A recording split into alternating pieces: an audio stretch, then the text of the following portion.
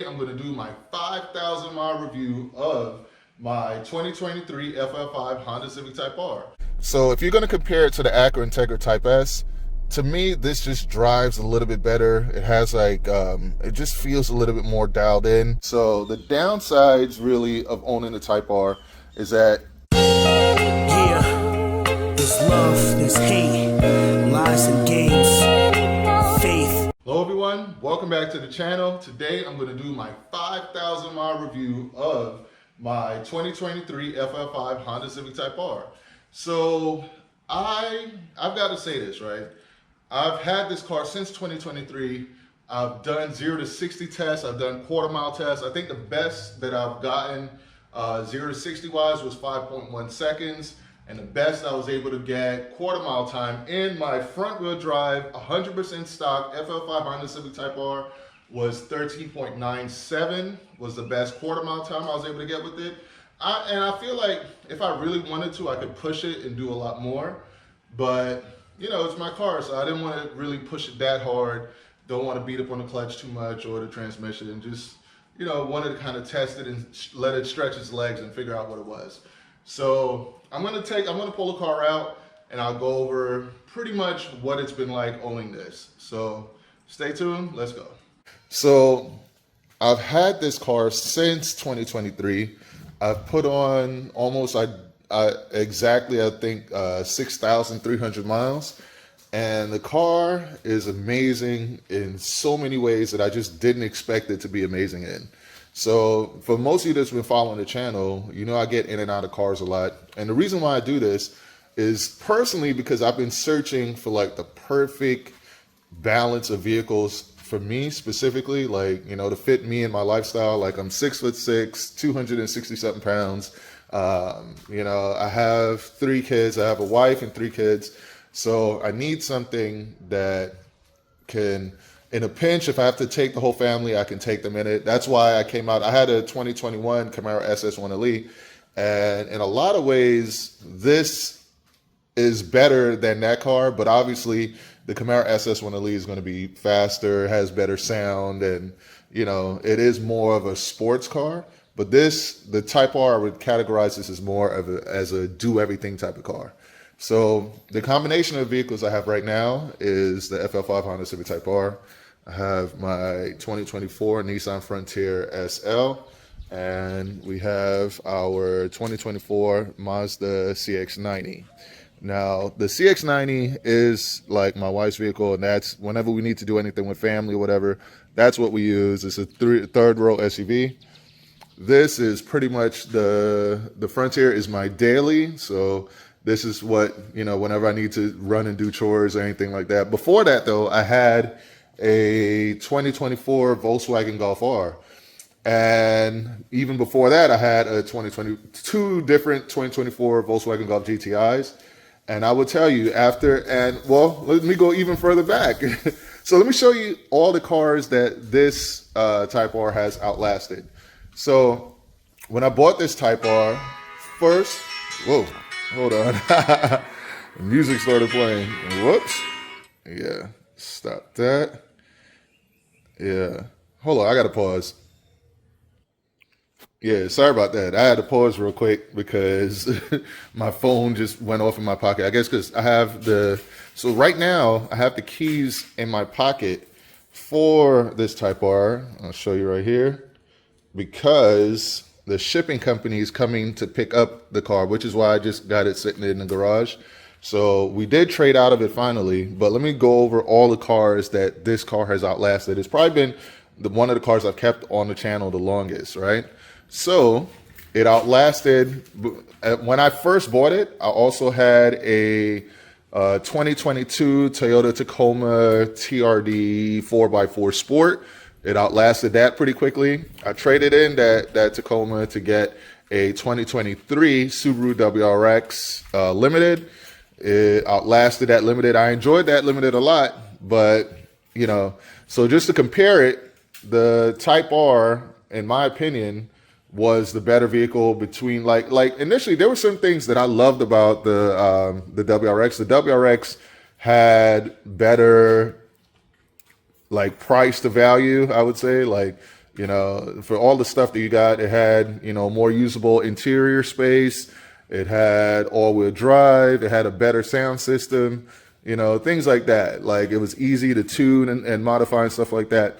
But where the Type R just outclassed it was with things like this. Like, you know, just, first of all, just the looks. And so there's no black cladding on it, and it looks better. It's a better looking vehicle, right?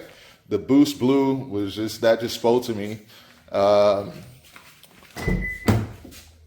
Then we get into the red guts. Like, it had this beautiful, this nice, beautiful red interior.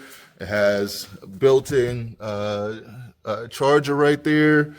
And then it has one of the best manual gearboxes I've ever had. And then another way where the Type R was winning, also, you know, it's very special. It's just a special vehicle. Has a nice wing on there, and a whole lot of cargo space. Like, tons and tons of room for, like, whenever I needed to grab groceries and stuff. So practicality wise, in the real world, it's actually better when you consider getting groceries, or if you need to get anything big to put in the vehicle. And then it's way faster 0 to 60. If you guys go back and look through the channel, you'll see some of the 0 to 60 tests that I've done with this thing. And 0 to 60 wise, so 0 to 60 wise, the Type R beat a GR Corolla. It beat my Golf R. It beats the GTI. It beat the Subaru WRX. Like, it was beating out all these cars, and it's front wheel drive. So to me, that is just amazing. Like, that was just absolutely amazing that it's been able to do that, you know? So it's special, looks better. It doesn't have the best sound. I would say the Golf R has a better sound. So in case you guys are looking for something based on sound, I would say both the GR Corolla and the Golf R has better sound. Like, those are better sounding cars. But you can fix that in the aftermarket with this. So that's not like a big deal. You can fix that pretty easily. But top end speed too, like, you know, we took it to Mexico, the racetrack, and we were able to cruise at like 167, no problem. Like, it'll get there very easily. Like, the Golf R, like, for those of you that don't know, the Golf R is limited. Like, they may say certain things on paper, but if it's not tuned, I think it's limited to like 130 miles an hour. Like, it stops it at like 130 miles. The WRX can get up, I think, to like 140 something, but, you know, it's going to take a while to get there. And the GR Corolla, I can't really say, but if you're looking to get the best out of all of those type of vehicles, and I would even put it up against the Mustang GT and the Nissan Z and stuff like that, I think the Type R is the best one out of all of them, just being honest, right? And I'll go over some of the other things that makes this car just that amazing. So let's get in here. So some of the things that I like, has ambient lighting, stays red right there. Like, makes that sound every time you get in, and you get the Type R right there, the digital dash. You know, to me, that's pretty awesome. And you start it up.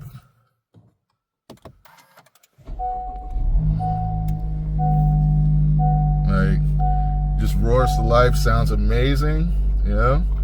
And I'll show you, like, it has Honda Log R, you know. So the Acura Integra Type S doesn't have Honda Log R. This does. This has shift lights for whenever you're shifting. You can change modes. You can hit the Type R mode there, and everything changes. Like, if you can see that, like, and the whole just experience of the car changes. Like, everything about it changes. It becomes like a whole different type of car. All right, so let's bring it out here for a little bit, and let's see.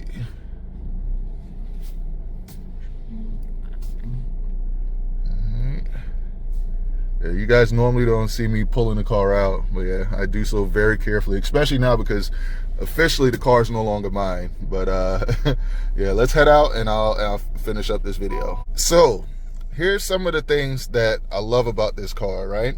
So if you're going to compare it to the Acura Integra Type S, to me, this just drives a little bit better. It has like, it just feels a little bit more dialed in.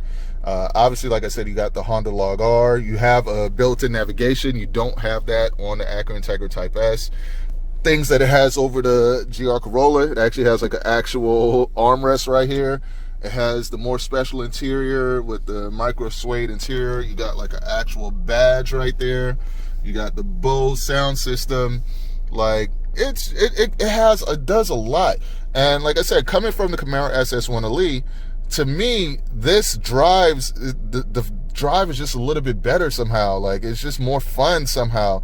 Like maybe because it's a lighter car, because it's lighter, it just feels and has like a better feel to it, man. And like we went on a rally before, and the Type R was actually able to keep up with a Porsche 911. So that'll let you know like how amazing this is. But it was able to keep up with it on turns. Let me just put it that way. So yeah, it's actually a pretty amazing car. But let me head outside and I'll show you guys some of the other things that I would go over, the good and the bad of owning this car, right? So let me go over this with you guys. All right, so you guys knew it wasn't all going to be like peaches and cream. So the downsides really of owning the Type R is that if you're not a teen, if you're not like in your early 20s or something like that, and you pull up in cars like these, like people are going to look at you kind of funny. I'm just being real with you. So like, you guys know, like I kick it with Will Motivation. By the way, shout out to Will Motivation, also shout out to 100 Grand Nate, Blueprint One Elite, Q to Chaotic, Race Car 21, Fast Life, and just everybody that rock with us, man. Shout out to all you guys. But like, he has told me like a couple times, he's like, man, you know, Type R is cool and all, but I miss that Camaro, man. That Camaro SS1 Elite you had was sick. He'd be like, you know, he's mentioned it like a couple times, like, it's like, yeah, you know, this is cool, but it just don't suit you the way how the Camaro fits you. He's like, the way how the Camaro fits you is just different. And I agree, because I've heard that from a couple different people. They're like, yeah, you know, the Type R is nice and all, but it seems like, you know, something like a kid would get versus like the Camaro you had. It just kind of fits you and your personality a little bit better. Now, mind you, I don't really care what other people think. Like, I buy cars because I enjoy driving them and what means the most to me. But, you know, running a YouTube channel, you kind of do have to care. So from a business standpoint, I've been wondering, like, man, does that, you know, that affect me somehow, that people don't expect to see me in a car like this? So appearance-wise, that's something you have to be aware of, right? One of the things that I don't really like about the Type R is that it doesn't let you know what your tire sensors are at. So, you know, with other cars, like with my Nissan Frontier and with the Mazda CX-90, I can just click a button and it would show me where my tire sensors are, like what pressure they're at and stuff like that. It does not do that with the Type R. Another thing that you guys found out recently is that you can get like little rocks and pebbles to go in behind the brakes there, but behind the brake guard, and you'll get like an annoying weird noise. It's easy to fix, but it's annoying that happens. So that's another thing that happens. Another thing is that it's not the best on gas. Like, it has a very small gas tank, and because it's so much fun to drive, you're gonna find yourself at the pump a lot. Like a whole lot. You'll be driving, you know, to the gas station a lot, and it only runs on premium. Unlike with the Golf R and the GTI, those could run on regular, but with this, please only put premium fuel in this. So those are some things that I would say, you know, can be kind of bothersome, but they're not deal breakers by any means. You know, another thing too is that it does take some, you have to be on point with keeping it clean. Like, you know, it's not an easy car to keep clean because of the red interior, so you got to be on top of that. What else, man? I would say other than those things, and then obviously, like, it's not a very loud car. For as powerful and as fast as it is, like, it kind of sounds like a Dyson vacuum cleaner. Like, you know, it doesn't. Like when you pull up, people don't like, oh wow, you know, this guy race car friends just pulled up. Like, you just kind of ease up, but you will spank them, you'll get them in a race, but you know, it doesn't have that sound presence that the Camaro SS1 Elite or Camaros or muscle cars have, you know. So that's something else to be aware of. Like, but other than that, I would say this is literally one of the best cars I've ever had. and I plan on getting another one soon. I'm not going to tell you guys how soon because, as you guys know, the new vehicle will be arriving soon, so I'll let that just be a surprise to you guys. But yeah, man, it's been a fun vehicle, and I get it now. I get the Honda love. I get why people love these cars because they're really, really amazing. Like, I can't say enough good things about them. But yeah, man, that's it for this one. I hope you guys enjoyed this video. And if you guys have any questions that you want to know what the ownership experience has been like and everything with the Type R, feel free to comment below and let me know. But yeah, man, that's it for this one. Race Car Friends, out. All right, so what are your thoughts on it just on first instinct when you see it? All right. So, did you take a look at the interior at all yet? All right, let's go ahead and get her to take a quick look at the interior. All right, so interior-wise, like, what are your thoughts?